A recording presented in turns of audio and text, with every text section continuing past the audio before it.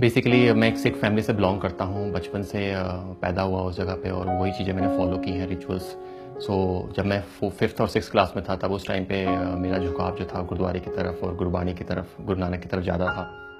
मैंने वो खोजना स्टार्ट किया, जैसे कि मुझे लगता था कि जो मैं फॉलो करता हूँ क्या वो सही है कि नहीं। मैं अपने आप को हमेशा चैलेंज करता रहता था कि मैं जहाँ गुरुद्वारे जाता हूँ क्या वाकई में यही सब कुछ है, क्योंकि डिफरेंट रिलीजन होते हैं हिंदुस्तान में। एक मुस्लिम है, क्रिश्चियन धर्म है ना, और 33 करोड़ देवी देवता होते हैं।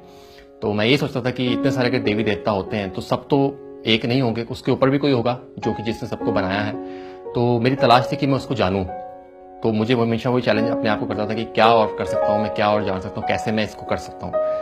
जब मेरे पापा की डेथ हुई तो उसके बाद फिर काफ़ी सारी जिम्मेदारियाँ मेरे ऊपर आ गई थी और मुझे अपनी फैमिली को रन करना था, क्योंकि मैं जॉइंट फैमिली में रहता था। तो उसके बाद फिर हमें अलग होना पड़ा वहाँ पर, और मैंने पार्ट टाइम जॉब करना स्टार्ट किया। तो काफ़ी चीज़ें थी जो कि बदल गई थी मेरी लाइफ में। तो क्या हुआ कि उस कारण से मैं थोड़ा सा, जो मेरी सर्च थी ईश्वर को लेकर, वो थोड़ी सी कंपैरेटिवली कम हो गई थी जो मैं पहले करता था, क्योंकि काफ़ी जिम्मेदारियाँ आ गई थी। मुझे पैसा भी कमाना था, अपनी मम्मी का फैमिली को रन भी करना था और आगे भी पढ़ाई भी करनी थी। तो इस तरीके से करते करते उसमें वो चीज़ें थोड़ी सी डाउन हो गई, बट स्टिल मैं वो चीज़ें फॉलो करता था। मैं गुरुद्वारे जाता था जब भी मुझे मौका मिलता था। मैं जो भी मौका मिलता था जानने का ईश्वर को, रिलीजन को, वो मैं छोड़ता नहीं था, हमेशा उस पर करता था। एक दिन एक लड़की से मुलाकात हुई मेरी, कोमल नाम की लड़की है। तो वो हमारे ऑफिस में ही आई ज्वाइन करने के लिए। उसका इंटरव्यू था, उससे मिला, ग्राउंड के बारे में बताया था और उसने कुछ ऐसी चीज़ बताई जो कि मुझे उस टाइम पे शायद उससे पहले मैंने कभी सुनी नहीं थी। उसने मुझे उस ईश्वर के बारे में बताया, हालांकि उसने मुझे कुछ नाम नहीं बताया था उस समय। उसने बस उस ईश्वर के बारे में उसके वचनों के द्वारा कुछ मुझे बताया था। तो कुछ ऐसी चीज़ लगी मुझे कि यार ये कुछ नई चीज़ है जो कि मुझे जाननी चाहिए, मुझे और सीखना चाहिए और मुझे पढ़ना चाहिए इस बारे में कि जो ये कोमल बता रही है। तो उसने मुझे इनवाइट किया। सब कुछ बताने के बाद मैं काफ़ी इम्प्रेस हुआ और उसने मुझे इनवाइट किया कि एक मीटिंग है आपको, अगर आपके पास टाइम है सैटरडे को तो आप आ सकते हैं, सैटरडे शाम को 6 बजे। तो हमेशा मैं जब भी मुझे मौका मिलता था मैं ऐसा कोई मौका छोड़ता नहीं था मुझे। तो ये भी मैंने सोचा कि हाँ मैं ज़रूर जाऊँगा और मैं जानूँगा कि क्या है, क्या कहते हैं, इनका धर्म क्या कहता है।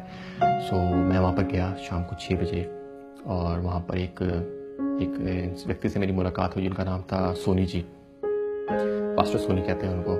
बेसिकली वो एक भविष्यवक्ता हैं। तो उन्होंने काफ़ी भविष्यवाणी भी की मेरे लिए और मेरे पास्ट के बारे में मुझे बताया। तो मैं सरप्राइज था उसको सुन के कि उनको कैसे पता कि मेरे जीवन में ये घटनाएं हुई हैं। उन्होंने मुझे बाइबल दी थी तो उसको मैं चैलेंज करता था हमेशा। तो इस चैलेंज करते करते तो ऐसा होता था कि परमेश्वर मुझसे बातें करता था। जैसे मेरे मन में एक प्रश्न आया कि क्या वही यीशु मसीह ही एक जीवन है, क्या वही ईश्वर है।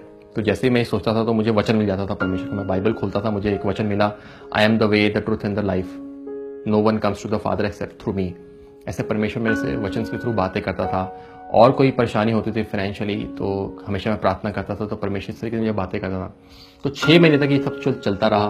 मैं प्रश्न उठते रहे, उसका आंसर मिलता रहा। मैं खुद बैठ के पढ़ता था, पास्टर से पूछता था। परमेश्वर मुझे सपनों में दिखाता था।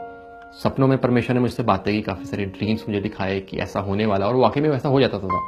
तो इस तरीके से 6 महीने बीत गए और 6 महीने बीतने के बाद जब मैंने सब तरह से रिसर्च कर ली, मैंने ऑथेंटिकेट कर लिया, तब मैंने जाके पूरी तरह उस परमेश्वर को ग्रहण किया, एक्सेप्ट किया कि हाँ, he is the only one who can save me, who save me and he is the saviour of the world. तो उस पॉइंट ऑफ टाइम पे जाके मैंने कम्प्लीटली परमेश्वर को ग्रहण किया। मैं बताना चाहूँगा मेरी मम्मी के बारे में कि वो पिछले 30 सालों से उनको डिप्रेशन की प्रॉब्लम थी और वो मेडिसिन लेती थी और डॉक्टर ने उनको बोल रखा था कि आपको मेडिसिन कंटिन्यू रखनी है, अदरवाइज आप मम्मी बीमार पड़ जाती थी हमेशा।